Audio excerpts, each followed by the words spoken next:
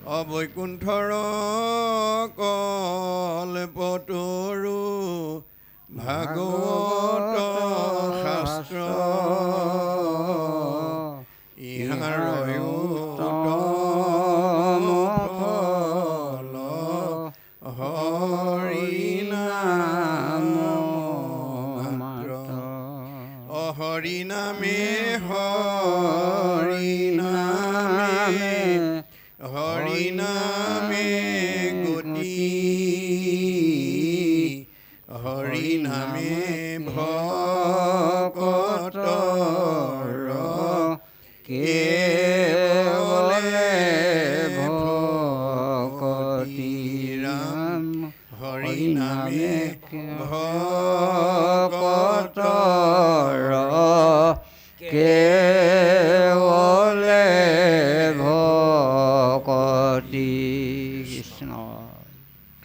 ও নমো ভগৱতী বাসুদেৱায় জন্ম বৈশ্বয়তয় অন্নদিত ৰত শ্ৰদ্ধেশু অভিজ্ঞচৰাত তেনে ব্ৰহ্মহৃদা যদি কবয়ে মুজ্জন্তি যৎসুৰয় তেজো বাৰি মৃদং যথা বিনিময়ো যত্ৰ তিসৰ্গো অমৃষঃ ধন্যস্যেন সদা নিৰস্ত কুহকম সত্যম পৰম ধীমহি ধৰ্মো পূজ্যিৎকৈতৱত্ৰো পৰমো নিৰ্মৎসৰণম সদম বেদম বাস্তৱমত্ৰ বস্তু শিৱদম তাপত্ৰয় উন্মলনম শ্ৰীমৎ ভাগৱতী মহামুনিকীতে কিম্বা পৰেশ্বৰঃ সদ্য হৃদয়বৰুদ্ধতে অত্ৰ কৃতিভি শুশ্ৰূষোভিস্তৎক্ষণাৎ নিগম কল্পতৰুগলিতং ফলং সুখমুখাদ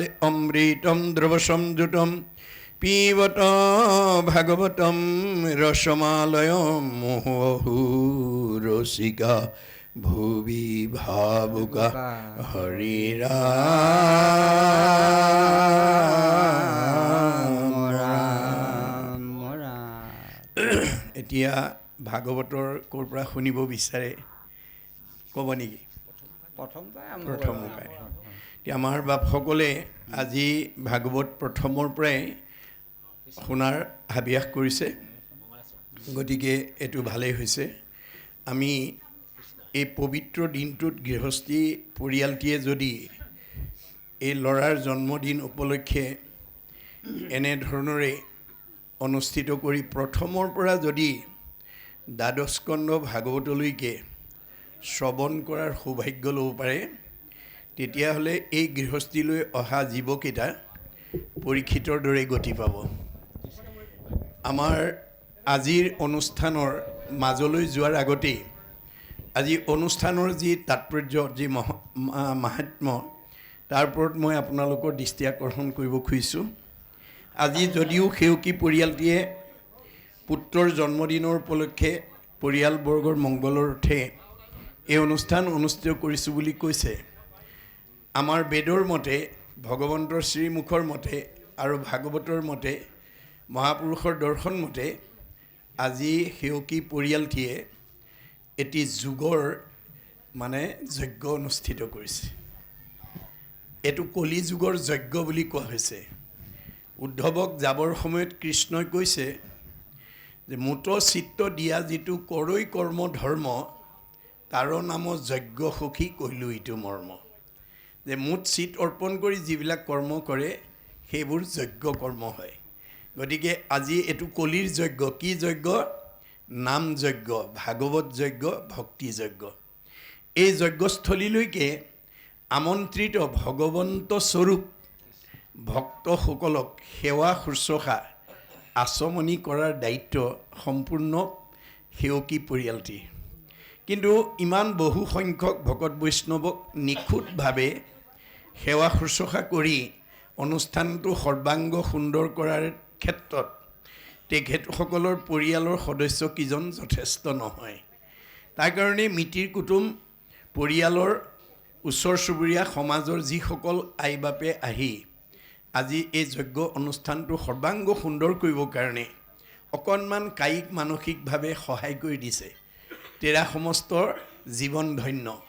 কাৰণ আমাৰ এই শৰীৰটো ভগৱানে কিয় দিছে পৰোপকাৰায় ইদম শৰীৰম বুলি কৈছে যে আমাৰ এই শৰীৰটো পৰৰ উপকাৰ কামত ব্যৱহাৰ কৰিবৰ কাৰণে দিছে আৰু পৰ মানে ভগৱানে কৈছে তৃণমূল এটা আত্মা মানে মই পৰিয়াল মানে মই সমাজ মানে মই অনুষ্ঠান মানে মই প্ৰতিষ্ঠান মানে মই দল মানে মই সংগঠন মানে মই জড়জগত মানে মই জীৱজগত মানে মই নিখিল জগত মানে মই অহমে বাস্য মে অগ্ৰে ন অন্য সৎ অসৎ পৰম প্ৰচ্ছাদ অহম যো এইতৈছ যো অৱশিষ্যতে সুইচয় অহম আদিত মই মধ্যত মই শেষত ময়েই থাকিম তুমি দেখা জগতখন মিছা জগত মিথ্যা ব্ৰহ্ম সত্য ব্ৰহ্মহে সঁচা ব্ৰহ্ম কি জীৱ ব্ৰহ্ম এব কেৱলম জীৱই ব্ৰহ্ম আমাক বেদে কৈছে যে ৰাতিপুৱা শুই উঠাৰ পৰা গধূলা খোৱালৈকে জন্মৰ পৰা মৃত্যুলৈকে আমি তৃণমূল এটা আত্মাক পাৰে পৰিয়ালক পাৰে সমাজ অনুষ্ঠান প্ৰতিষ্ঠান দল সংগঠনৰ উপকাৰ কামত আমি কায়িক মানসিক বৌদ্ধিক আমি প্ৰয়োগ কৰিব লাগে তেতিয়া আমাক ভগৱন্তই কি কৰিব পৰোপকাৰায় পুণ্যম পৰৰ উপকাৰ কৰ্মত যদি আমি আত্মনিয়োগ কৰিব পাৰোঁ আমাৰ পুণ্য হ'ব পুণ্য হ'লে আমি জীয়াই থাকোঁতে সুখ ভোগ শান্তিত থাকিম আৰু মৰিলে সদ্গতি পাম সেইকাৰণে আজিৰ দৰে অনুষ্ঠানত আহি আপোনালোকে নিমন্ত্ৰণ কৰিলে নিৰ্দিষ্ট সময়তকৈ অকণমান আগবাঢ়ি গৈ অকণমান সহায় কৰি দিব পাৰোঁ নেকি তেনেকুৱা মানসিকতাৰে যদি আহে তেতিয়া আমাৰ জীৱনৰ সাৰ্থক হয় এই কথা আপোনালোকৰ দৃষ্টি আকৰ্ষণ কৰিলোঁ গতিকে এই ভাগৱত অনুষ্ঠান কিয় পাতিব লাগে কিয় শুনিব লাগে এই ভাগৱততে উল্লেখ আছে এনেকুৱা এটা পবিত্ৰ অনুষ্ঠান বহুত ধন টকা পইচা থাকিলেও শিক্ষা বিদ্যা থাকিলেও পাতিব নোৱাৰিবও পাৰে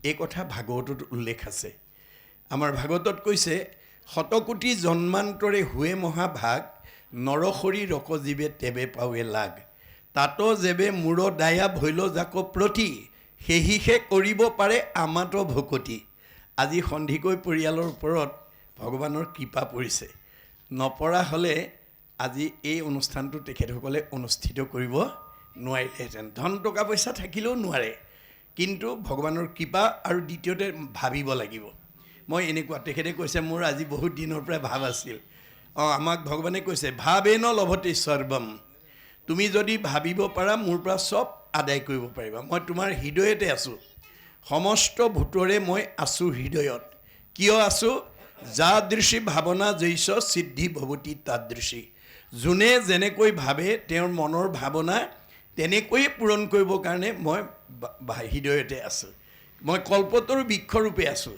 কল্পতৰু বৃক্ষ কাক কয় যি বিচাৰে তাকেই পাব দিব পৰা শক্তি যিজোপা গছৰ আছে সেইজোপা হৈছে কল্পতৰু বৃক্ষ এতিয়া কল্পতৰু বৃক্ষ প্ৰধানকৈ তিনিজোপা স্বৰ্গৰ কল্পতৰু পাৰিজাত মৰ্ত্যৰ কল্পতৰু ভকত আৰু বৈকুণ্ঠৰ কল্পতৰু ভাগৱত বা ভগৱান আমি ভাগৱতত যি বিচাৰোঁ জীৱনশৈলীৰ সকলো পাম আৰু ভগৱন্তৰ পৰা যি বিচাৰোঁ সকলো পাম কিন্তু কল্পতৰু বৃক্ষৰ এটা বৈশিষ্ট্য সম্পৰ্কে শাস্ত্ৰত কৈছে কল্পতৰু বৃক্ষ যদি সবাতো সমান মাগন্তা জনক মাত্ৰ ঢেই ফলদান আপুনি বিচাৰিব লাগিব দেই নিবিচাৰিলে নিদিয়ে গতিকে আইগৰাকীয়ে বিচাৰিছে মই এনেকুৱা অনুষ্ঠান এটা পাতিম বছ দিছে ভগৱানে এতিয়া আপোনালোক সকলোৱে এনেকুৱা এটা অনুষ্ঠানৰ জৰিয়তে পুত্ৰৰ জন্মদিন বা গৃহ প্ৰতিষ্ঠা হওক গুৰুগী প্ৰতিষ্ঠা হওক বাৰ্ষিক সেৱা হওক স্মৰণীয় দিন উপলক্ষে হওক এই ভাগৱত শাস্ত্ৰ যদি প্ৰথম স্কন্ধৰ পৰা দ্বাদশ স্কন্ধলৈকে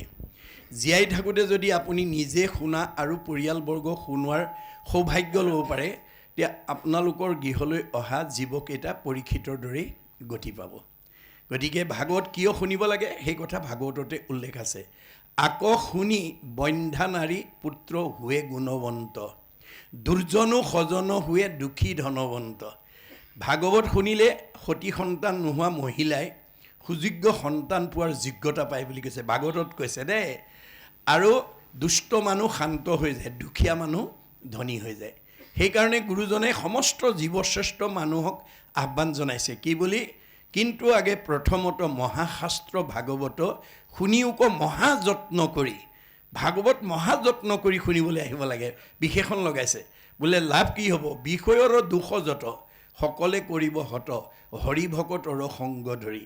আপোনালোকৰ পাৰিবাৰিক জীৱন, দাম্পত্য জীৱন, যুগ্ম জীৱন, সাংসাৰিক জীৱন, সামাজিক জীৱনৰ যিবিলাক দুখ দুৰ্গতিয়ে আমাক মানে মনত কষ্ট দিয়ে, সেই সকলোবিলাকৰ পৰা আমি মুক্ত হ'ব পাৰিম ভাগৱত শুনিলে।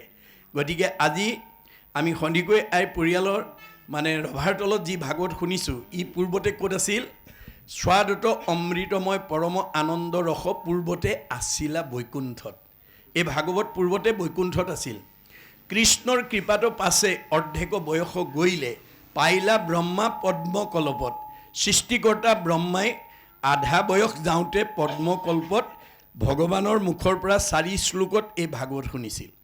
ব্ৰহ্মা দিলা নাৰদক ইটো ফলৰ ৰহস্যক, নাৰদে ব্যাসক আনি দিলা। নগৈল তিলেক ভাগি, ইডালে সিডালে লাগি, শুকমুখে মাটিত নামিলা। গতিকে ভগৱানৰ মুখৰ পৰা ব্ৰহ্মাই 4 শ্লোকত পালে, 6 শ্লোকত নাৰদক দিলে, নাৰদে 8 শ্লোকক ব্যাসক দিলে, ব্যাসে 10 শ্লোকক শুকক দিলে, শুকে 12 শ্লোকক পৰীক্ষিতক দিয়া ভাগৱত আজি আমি সন্ধিকৈ আইৰ ৰভাৰ তলত শুনিবলৈ পাইছোঁ। গতিকে গুৰুজনে কৈছে, কৰা পান ফল ইটো যাৰ আছে ভাগ্য যিটো। আজি নিমন্ত্ৰণ পাই যিসকল ইয়ালৈকে আহিছে, ভাগৱতে তেওঁলোকক ভাগ্যৱান বুলি কৈছে। ৰস বিভাৱনত চতুৰ টেঙৰ মানুহ বুলি কৈছে। সাধুৰ সংগ অনুসৰি কৃষ্ণ কথা কৰ্ণে ভৰি, সমস্ত আপদ কৰা দূৰ। গতিকে আমি সকলো আপদৰ পৰা ভাগৱত শুনিলে মুক্ত হ'ব পাৰোঁ। সেইকাৰণে আমাক ভাগৱত শুনাৰ কথা উল্লেখ কৰিছে। গতিকে আমাৰ ভাৰতবৰ্ষত প্ৰথম ভাগৱত শুনিবলৈ কোন বাধ্য হৈছিল? যিজনক ভগৱন্তই ভাৰতবৰ্ষৰ শ্ৰেষ্ঠ বৈষ্ণৱ ৰজা কৰি জন্ম দিছিল, যাৰ নাম আছিল পৰীক্ষিত। তেওঁ বৈষ্ণৱ ৰজা হৈও অভিশপ্ত হৈ গ'ল। কিয়? তেওঁক যিটো প্ৰতিভা দিছিল প্ৰয়োগ কৰিব নাজানিলে। তেওঁক বৈষ্ণৱ কৰি জন্ম দিছিলে। বৈষ্ণৱৰ প্ৰতিভা কি? সাধুৰ সেৱা নাম ধৰ্ম কৰিবেক সাৰ, বৈষ্ণৱ বোলৈ এহি তত্ত্ব আছে যাৰ। আপোনালোকৰ পৰিয়ালৰ, আপোনালোকৰ সমাজৰ মানুহৰ যাৰ মানে সন্ত মহন্ত ভক্তৰ প্ৰতি শ্ৰদ্ধা থাকে আৰু নামৰ প্ৰতি আস্থা থাকে, সেইজন ডেকা ল'ৰাই হওক বা গাভৰু ছোৱালীয়ে হওক, বোৱাৰীয়েই হওক বা শাহুৱেই হওক, পিতৃয়েই হওক বা মাতৃয়েই হওক, সেইজন বৈষ্ণৱ। মনত ৰাখিবা দেই। আৰু বৈষ্ণৱৰ দ্বিতীয় বৈশিষ্ট্য, এনেকৈ কোনো পবিত্ৰ অনুষ্ঠানত, ব্যক্তিগত হওক, ৰাজহুৱা হওক, ভাগৱত ব্যাখ্যা হওক, ধৰ্মালোচনী সভা হওক, নাম পাঠত হওক, একেলগে বহাৰ পিছত বৈষ্ণৱ গুণসম্পন্ন ব্যক্তিয়ে গ্ৰাম্য কথা নাপাতে, বিষয়ৰ কথা নাপাতে, ভকতৰ বিষয়ত নাহি আশকতি, কৃষ্ণ কথা শুনিবলৈ সদায় কৰে ৰতি। যিসকল ভকত বৈষ্ণৱ গুণবিশিষ্ট, তেওঁলোকে ৰাতিপুৱা শুই উঠাৰ পৰা গধূলা হোৱালৈকে কেনেকৈ কৃষ্ণ কথা এটা শুনি জন্ম জন্মান্তৰৰ কাৰণে অক্ষয় পুণ্য সঞ্চয় কৰি জীয়াই থাকোঁতে শান্তি আৰু মৰিলে সদ্গতি পাব পাৰে, তাৰ কাৰণে সদায় তেওঁলোকে অনুৰাগী হৈ থাকে, আগ্ৰহী হৈ থাকে।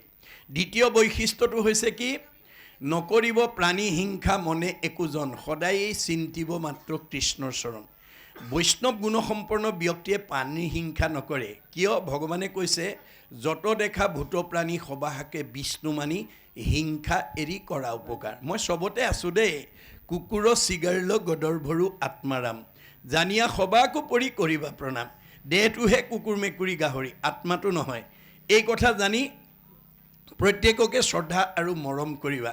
কিন্তু পৰীক্ষিতে বৈষ্ণৱ হৈ সেইখিনিতে ভুল কৰিলে, মৃগয়া কৰিবৰ কাৰণে গুচি গ'ল, অৰ্থাৎ পহু মাৰিবৰ কাৰণে গুচি গ'ল। গতিকে ভাৱতেই পাপ হৈ গ'ল। পহুৰ পিছত দৌৰি দৌৰি পিয়াহত অণ্ঠকণ্ঠ শুকাই যেতিয়া সমীক ঋষিৰ আশ্ৰমত প্ৰৱেশ কৰিলে, তেতিয়া সমীক ঋষিয়ে একান্ত মনে ঈশ্বৰক ধ্যান কৰি আছে। কোন আহিছে কোন অহা নাই ক'ব নোৱাৰে। কিন্তু পৰীক্ষিতে সেই বিবেচনা নকৰি পদমৰ্যাদাক প্ৰাধান্য দি, মই দেশৰ ৰজা, তুমি মোৰ প্ৰজা, তোমাৰ আশ্ৰমত আহিছোঁ, তুমি মোক মান্যতা দিয়া নাই, এই বুলি তেওঁ খঙত একো নাই হৈ ধনুৰ আগেৰে মৰাসাপ এটা আনি সমীক ঋষিৰ ডিঙিত মেৰিয়াই থৈ গুচি গ'ল। খবৰটো খেলি থকা পুত্ৰ চিংগী মুনিয়ে লগৰীয়াৰ মুখে গম পাই দৌৰি আহি দেখিলে, হয় তেওঁৰ পিতাকৰ ডিঙিত কোনোবাই মৰাসাপ আঁৰি থৈ গৈছে। তেওঁ খঙত একো নাই হৈ লগে লগে অভিশাপ দিলে, মোৰ পিতৃৰ ডিঙিত যোনে এনেকৈ মৰাসাপ আঁৰি থৈ গৈছে, এই তক্ষকে তেওঁক 7 দিনত দংশন কৰি মাৰিব। খবৰটো পৰীক্ষিত কৰ্ণগোচৰ হোৱাৰ লগে লগে মৃত্যুৰ ভয়ত ত্ৰস্তমান হ'ল আৰু পুতেক জন্মে জয়ক মাতি আনি ক'লে, বোপাই মই কৰ্মদোষত মানে অভিশপ্ত হ'লোঁ, মোক 7 দিনত তক্ষকে দংশন কৰিব, মোৰ মৃত্যু অনিবাৰ্য। এই সপ্তদিবা পৃথিৱী পৰিচালনাৰ দায়িত্ব মই তোমাৰ ওপৰত অৰ্পণ কৰিলোঁ আৰু মই কিবা প্ৰকাৰে তক্ষকৰ হাতৰ পৰা, কালৰ হাতৰ পৰা, মৃত্যুৰ হাতৰ পৰা নিজক বচাব পাৰোঁ নেকি উপায় বিচাৰি যাওঁ। এই বুলি পুতেকৰ হাতত ৰাজ্যভাৰ দি তেওঁ মৃত্যুৰ হাতৰ পৰা সাৰিবৰ কাৰণে ক'ত গ'ল? গংগাৰ আশ্ৰয় ল'লেগৈ। এতিয়া আমাৰ প্ৰশ্ন হ'ল, পৰীক্ষিতে যদি মৃত্যুৰ হাতৰ পৰা, কালৰ হাতৰ পৰা বাচিবৰ কাৰণে যদি গংগাৰ আশ্ৰয় ল'ব লাগে, আমি ল'ব লাগে নে নালাগে? আৰু আজি আমি লৈছোঁ নে নাই, এই কথাটো আজি আমি প্ৰত্যেকেই উপলব্ধি কৰিব লাগিব। কি গংগা? নামেই গংগা। নামে নাতাৰিলে জীৱ আৰু কোনে তাৰে, শ্ৰাদ্ধ কৰি কাক কোনে তাৰিবাক পাৰে, কাৰ শ্ৰাদ্ধ কোনে কৰে, শ্ৰাদ্ধ কোনে খায়, কেৱলে দ্বিজৰ মাত্ৰ জীৱিকাৰ উপায়, শ্ৰাদ্ধটো বিশ্বাস কৰি নাম যিটো এৰে, সিটোজনে আপোনাকো আত্মঘাত কৰে। এয়া বেদৰ মন্ত্ৰ দেই, বেদে ভগৱানে কৈছে। গতিকে কথাটো শুনাৰ লগে লগে ৰাজ্যৰ দেৱঋষি, ৰাজঋষি, ব্ৰহ্মঋষি, ঋতিজকে প্ৰমুখ্য কৰি সকলো গণ্যমান্যসকল আহি পৰীক্ষিতৰ সন্মুখত সমবেত হ'ল। এই কথাটোৱে আমাক কি শিকাইছে? যে আপোনালোকৰ এই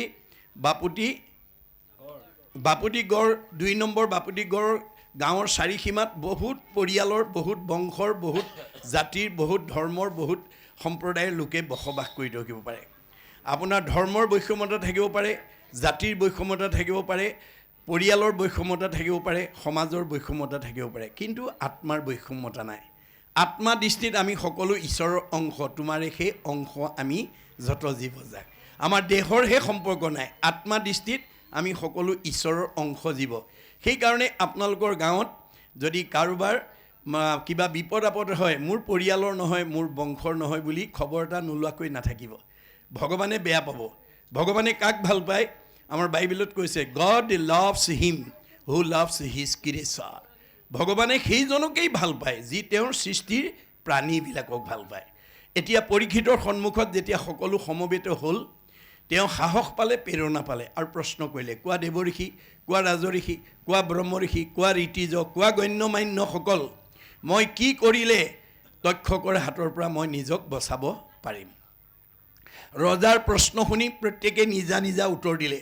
কোনোৱে ক'লে তপ কৰা, কোনে ক'লে জপ কৰা, কোনে ক'লে যজ্ঞ কৰা, কোনে ক'লে দান কৰা, কোনে ক'লে তীৰ্থ কৰা, কোনে ক'লে স্নান কৰা। নানা ঋষিৰ নানা মত। নানা ঋষিৰ নানা মতে পৰীক্ষিতৰ মৃত্যু ভয় আঁতৰ কৰিব নোৱাৰিলে। কিয়? কাৰণটো ভাগৱতৰ 11 স্কন্ধত লিখি থৈ গৈছে গুৰুজনাই। ভগৱানৰ সৃষ্টি 4 মুঠি জীৱ, উৰণ বুৰণ গজন ভ্ৰমণ। এই 4 মুঠি জীৱৰ ভিতৰত ঈশ্বৰক মানে ভজিব পৰা, ঈশ্বৰত ভক্তি কৰি পেলাই মুক্তি পাব পৰা শক্তি মানুহৰ বাদে আন জীৱৰ নাই। গীতাত কৈছে, অসংখ্যাত জীৱ আছে সংসাৰৰ ভিতৰে, মনুষ্যকে ভজে আনে ভজিতে নাপাৰে। ভগৱানক ভজিব পৰা শক্তি মানুহৰ বাদে আনৰ নাই। এতিয়া আমি জীৱশ্ৰেষ্ঠ মানুহ হিচাপে পৃথিৱীৰ য'তেই জন্মগ্ৰহণ নকৰোঁ কিংবা যি জাতি জনগোষ্ঠীতেই জন্মগ্ৰহণ নকৰোঁ কিংবা ঈশ্বৰক ভজিবই লাগিব। কিন্তু কেনেকৈ ঈশ্বৰক ভজিলে আমি এই সংসাৰৰ পৰা মুক্তি লাভ কৰিব পাৰিম, সেই বিষয়ে ভগৱন্তই নিজৰ মুখেদি কৈ থৈ গৈছে। আন ধৰ্ম ঋষিৰ মুখে কৰাইলা বেকত, কহিলা আপোন মুখে নিজ ধৰ্ম যত। আন ধৰ্মবিলাক ঋষিবিলাকৰ মুখেদি কোৱাৰ কাৰণে নানা ঋষিৰ নানা মতে পৰীক্ষিতৰ মৃত্যু ভয় আঁতৰ কৰিব নোৱাৰিলে। অৱশেষত তেওঁ নিজৰ মুখেদি আমি মানুহ হিচাপে যিটো ধৰ্ম আচৰণ কৰিব লাগে সেইটো নিজৰ মুখেদি গৈছিল। সেয়াই হৈছে ভাগৱত ধৰ্ম, সেয়াই হৈছে ভক্তি ধৰ্ম, সেয়াই হৈছে নাম ধৰ্ম, যিটো আজি সেউকীয়ে অনুষ্ঠিত কৰিছে। অৱশেষত শুকদেৱে আহি প্ৰথম স্কন্ধৰ পৰা 12 স্কন্ধলৈ 7 দিন 7 ৰাতি নীৰৱ নিচ্ছিন্নভাৱে ভাগৱত পাঠ কৰি দিয়াৰ লগে লগে 12 স্কন্ধ ভাগৱত শুনাৰ লগে লগে পৰীক্ষিতৰ ব্ৰহ্মজ্ঞান প্ৰাপ্ত হৈ গ'ল। মই ইমান সময় মৰিম বুলি যিটো ভয় কৰি আছিলোঁ তাৰ দেখোন মৃত্যুৱেই নাই। অৰ্থাৎ আমাৰ জীৱৰ মৃত্যু নাই। মৃত্যু কাৰ আছে? দেহৰেহে ধৰ্ম জনম মৰণ। আমাৰ দেহটোহে জন্ম মৃত্যু আছে। জীৱৰ কি আছে? গতি আৰু সংস্কাৰ। আমাৰ গতিটো কেনেকুৱা? গীতাত কৈছে, যেন জোকে তৃণ পাইলে এৰয় অপৰ, জীৱৰ দেহৰ জানা সেহি পতন্তৰ। আমাৰ দেহত থকা জীৱটো চেনী জোকৰ লগত তুলনা কৰিছে গীতা ভাগৱতে। এটা চেনী জোকে মুখৰ আগত আন এডাল বন নোপোৱালৈকে পিছৰডাল এৰি নিদিয়ে। আমাৰ দেহত থকা জীৱটোৱেও আন এটা দেহ নোপোৱালৈকে এইটো দেহৰ পৰা ওলাই নাযায়। দ্বিতীয় এটা উপমা দিছে, যেন নৱ বস্ত্ৰক পুৰুষে পিন্ধে আগ, পুৰাতন বস্ত্ৰ পাছে কৰে পৰিত্যাগ। আপুনি পুৰণা চোলা এটা, ফটা চোলা এটা পিন্ধি আছিলে, বজাৰৰ পৰা নতুন এটা অনাৰ লগে লগে আমি পুৰণাটো পেলাই যেনেকৈ নতুনটো পিন্ধোঁ, ঠিক তেনেকৈ আমাৰ দেহত থকা জীৱটোৱে এই পুৰণা দেহটো এৰি নতুন দেহলৈ যাব। গতি দুটা, হয় ঊৰ্ধ্বগতি নহয় অধোগতি। আজিৰ দৰে যদি আপোনালোকে জীয়াই থাকোঁতে প্ৰথম স্কন্ধ ভাগৱতৰ পৰা দ্বাদশ স্কন্ধ ভাগৱত শুনাৰ সৌভাগ্য ল'ব পাৰে, তেতিয়াহ'লে আপোনাৰ জীৱ সংস্কাৰ হ'ব। সংস্কাৰী জীৱই সদগতি পাব, ঊৰ্ধ্বগতি আপগ্ৰেড, আৰু ভাগৱত নুশুনা জীৱ ডিগ্ৰেড, তললৈ যাব, অধোগতি যাব। মনত ৰাখিব, এইটো অকল আমাৰ ধৰ্মীয় দৰ্শনেই নহয়, বিজ্ঞানেও স্বীকাৰ কৰিছে। আমাৰ পৃথিৱীৰ উপৰিভাগত যি বায়ুমণ্ডল আছে তাক প্ৰধানকৈ ঘনত্বৰ ওপৰত 3টা স্তৰত ভাগ কৰি দেখুৱাইছে: টপস্ফিয়াৰ, টেট্ৰস্ফিয়াৰ, আইনস্ফিয়াৰ। আইনস্ফিয়াৰক আটাইতকৈ ওপৰৰ স্তৰ বৈতৰণী নদী বুলি কোৱা হৈছে। ভাগৱত শুনা জীৱ ইমান সংস্কাৰ হৈ যাব, ই প্ৰয়াণৰ পিছত ৰকেটৰ দৰে 3টা লেয়াৰ ভেদ কৰি 14 ব্ৰহ্মাণ্ডৰ বাহিৰত শুদ্ধ জীৱ ভকতৰ কাৰণে নিৰ্মাণ কৰি থোৱা বৈকুণ্ঠত অৱস্থান কৰিব, আৰু ঘূৰি আহিব নালাগে। মনত ৰাখিব দেই, ভাগৱত নুশুনা জীৱ এই 3টা লেয়াৰৰ ভিতৰতে ঘূৰি থাকিব। আপুনি যিমান দামী কাপোৰ নিপিন্ধক, মলি পৰিবই, আৰু মলি গুচাবলৈ চাবোন বা চাৰ্ফ ব্যৱহাৰ কৰিবই লাগিব। আপুনি দামী কাপোৰ পিন্ধিলোঁ বুলি যদি চাবোন চাৰ্ফ ব্যৱহাৰ নকৰে, আপোনাৰ দামী কাপোৰখনৰ মলি নিজে আঁতৰ হৈ নাযায়। আপুনি এইখন গাঁৱৰ আটাইতকৈ বিদ্যাৱন্ত, ধনৱন্ত, শ্ৰীমন্ত, সম্পদশালী বুলি যদি আপুনি এনেকুৱা নিমন্ত্ৰণ পায়ো যদি ভাগৱত শুনিবলৈ নাহে, তেতিয়া আপোনাৰ জীৱটো কেতিয়াও সংস্কাৰ হ'ব নোৱাৰে। অসংস্কাৰী জীৱই এই 3টা লেয়াৰ ভিতৰত পুনৰপি জনমম পুনৰপি মৰণম হৈ ঘূৰি থাকিব লাগিব। মনত ৰাখিব কথাটো। গতিকে আমাৰ প্ৰত্যেকখন ঘৰতে আজি সন্ধিকৈ আইৰ দৰে যাতে আমি এই বেদ বেদান্তৰ সাৰ, বাকী সকলো শাস্ত্ৰ ইয়াৰ পৰাই সৃষ্টি হৈছে, এই ভাগৱত শাস্ত্ৰখন যদি আমাৰ প্ৰত্যেকখন ঘৰতে আমি প্ৰথম স্কন্ধৰ পৰা দ্বাদশ স্কন্ধ শুনা আৰু শুনোৱাৰ সৌভাগ্য দিব পাৰোঁ, তেতিয়াহ'লে আমাৰ এইখন গাঁৱলৈ অহা সকলো জীৱই মুক্তি লাভ কৰিব পাৰিব। আৰু এইখন গাঁৱলৈ অনাগত দিনত বৃদ্ধ পিতৃ মাতৃক বৃদ্ধাশ্ৰমলৈ খেদি পঠিওৱা জীৱ পুত্ৰৰূপে আহিব নোৱাৰিব। শাহু বোৱাৰীৰ মাজত মনোমালিন্য থকা, স্বামী স্ত্ৰীৰ মাজত মনোমালিন্য হোৱা, ককাই ভাইৰ মাজত মনোমালিন্য হোৱা, সীমা ঘৰীয়াৰ মাজত মনোমালিন্য ঘটা জীৱ এইখন ঘৰলৈ বা এইখন গাঁৱলৈ আহিব নোৱাৰিব। পোহৰৰ ওচৰলৈ যেনেকৈ আন্ধাৰ আহিব নোৱাৰাটো বিজ্ঞানসন্মত সত্য, ভাগৱতৰ ভক্তি ধৰ্ম, ভক্তি মানে পোহৰ, য'ত ভক্তি ধৰ্ম থাকিব তাত কোনো বেয়া জীৱ ইয়ালৈকে আহিব নোৱাৰিব। এই তথ্য আমাক ভাগৱতে দিছে।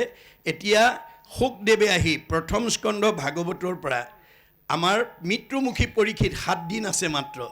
পৰীক্ষিতৰ যদি 7 দিন আছে, আপোনাৰ মোৰ কেইদিন আছে বাৰু? আমাৰো 7 দিনেই। মনত ৰাখিব, আজি কি বাৰ? শনিবাৰ। অহা শুকুৰবাৰলৈকে, আজি শনিবাৰৰ পৰা অহা শুকুৰবাৰলৈ, এই 7টা দিনতে আজি ইয়াত বহি থকা আমাৰ সকলোৰে জন্ম আৰু মৃত্যু অৱশ্যম্ভাৱী। এই 7টা বাৰ এৰি আমি কোনো জন্মও হ'ব নোৱাৰোঁ, মৃত্যু হ'ব নোৱাৰোঁ। গতিকে পৰীক্ষিতক মাত্ৰ বেছ কৰি লৈছে, আধাৰ কৰি লৈছে, আমাক কৈ আছে কথাবিলাক। এতিয়া আমাৰ হাতত মাত্ৰ 7 দিন আছে। কোনে জানে মই ঘৰ পামগৈ নে নাপাম?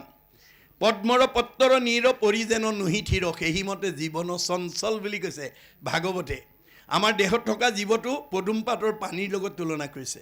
পদুম পাতৰ পানী বতাহে কোন সময়ত পেলাই দিব তাৰ যেনেকৈ সিদ্ধান্ত নাই, আপোনাৰ মোৰ জীৱটো কোন সময়ত কেতিয়া কেনেকৈ এৰিব লাগিব তাৰো কোনো সিদ্ধান্ত নাই। সেইকাৰণে দৃষ্টিশক্তি থাকোঁতেই, শ্ৰৱণ শক্তি থাকোঁতেই, ভৰিকেইটা আহিব পৰা শক্তি থাকোঁতেই, মুখেৰে ক'ব পৰা শক্তি থাকোঁতেই এনেকুৱা নিমন্ত্ৰণ পালে 10 বন কাটি কৰি আহিব দেই। আমাৰ মহাপুৰুষ মাধৱদেৱে লিখিছে, তোমাৰ গুণৰ মহিমা দেখিয়াই আন যত কাম দূৰতে তেজিয়া থৈলোঁ। আজি ইয়ালৈ অহা কাৰ ঘৰুৱা কাম নাই, কাৰ পৰিয়ালৰ দায়িত্ব নাই, চব এৰি থৈ আহিছে। কিয়? আমাক ভাগৱতে কৈছে, আন ধৰ্ম লগাইলে যতেক সিও হুৱে বৃথা, জনমো বৃথা হুৱে নুশুনয় কৃষ্ণ কথা।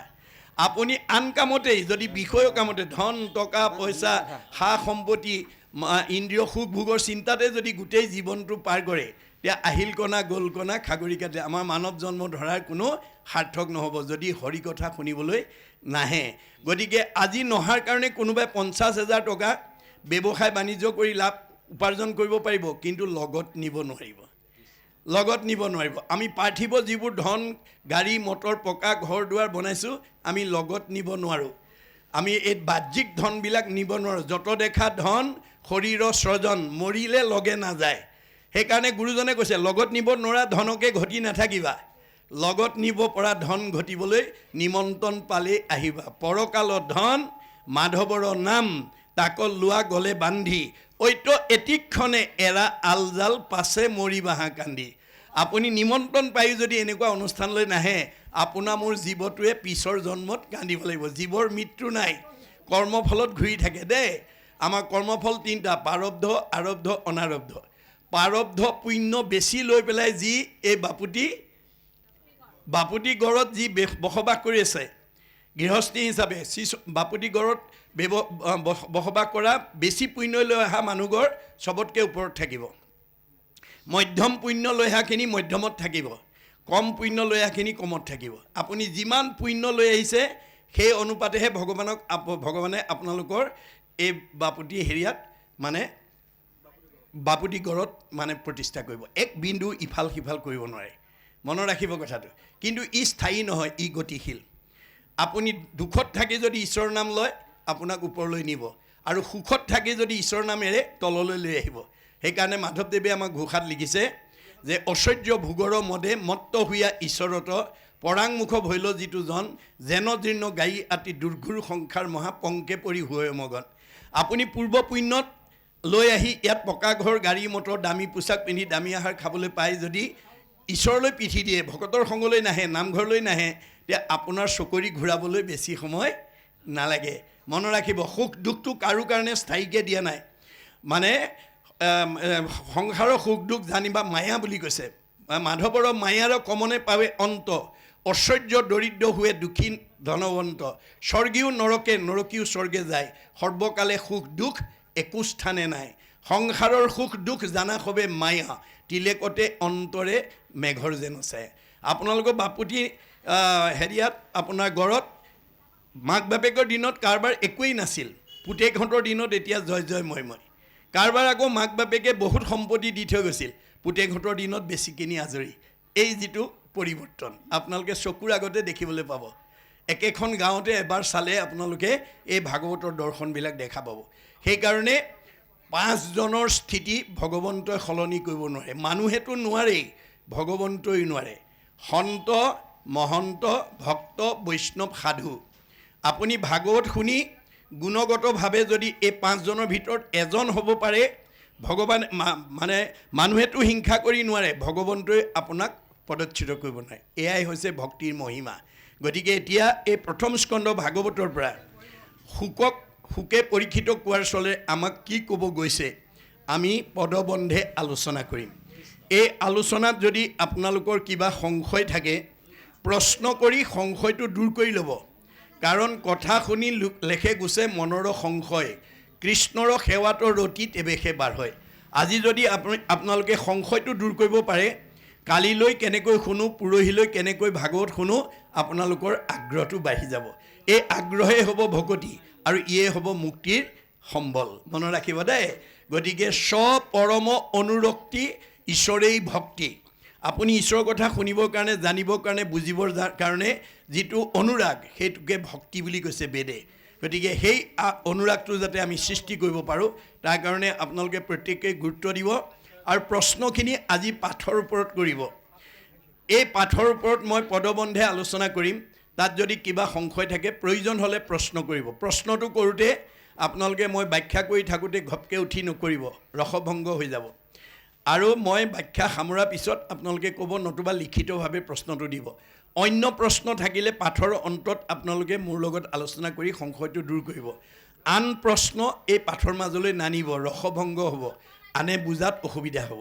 এই কথা জনাই মই পাঠকক আমি পাঠ আৰম্ভ কৰিবৰ কাৰণে আহ্বান জনাইছোঁ। কৃষ্ণ।